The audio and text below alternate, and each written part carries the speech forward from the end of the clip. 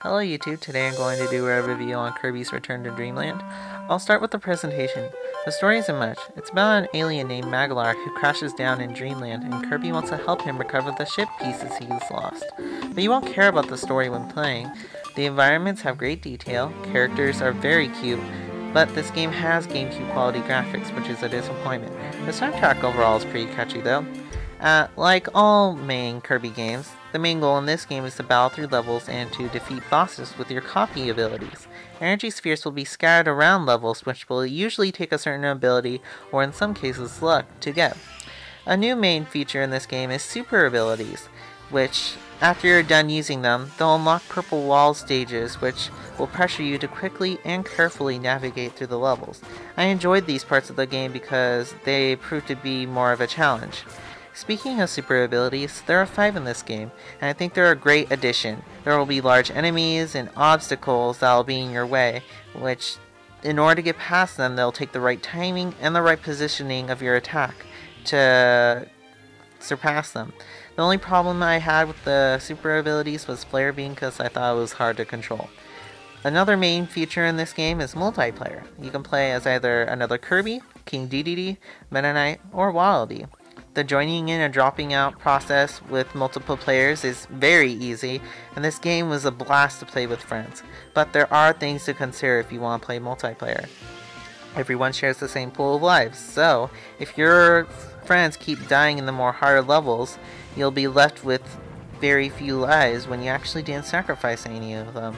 The camera is centered on player 1, so if you rely on a friend to get an item, and you're pulled away by some force, all your friends will automatically transport right next to your side if your friends get off screen.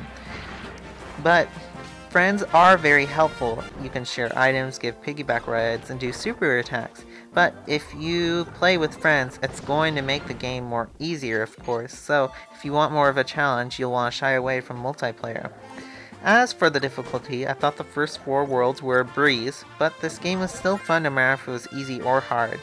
But I did notice in the more easier levels, gameplay sometimes got dull, while the harder levels proved to be more exciting. I would have liked the more harder levels than the easier ones, but hey, this game is aimed for a younger audience, so I can see why Nintendo would do that. As for the lasting appeal, this game will last you a while. There are 2 addictive mini-games, I especially like the Ninja Star one, and there's also an entire second quest that unlocks after you defeat the first game, which is basically the same as the first game, just there's a couple tweaks and your health is cut by 40%. Lastly, there are challenge stages where you enter in as a certain copy ability and you try to use the moves you have to try to navigate and get a high score and finish the level the fastest. So that's my review of Kirby's Return to Dreamland. I'll give you my scores. The presentation gets a 7.5, the gameplay an 8.5, the multiplayer and difficulty an 8, and the lasting appeal a 9. So my overall score for this game is an 8.5. If you consider yourself a more skilled player, this game is probably would be an 8 or even lower for you because this game overall is pretty easy, but there is content provided for the hardcore that you will be satisfied with. So that's my review. Thanks for watching. Subscribe for more reviews. My full written review, the link is in the description below. And look forward to my Super Mario 3D Land and Mario Kart 7 review, which will be out in a few days. Until then, see ya.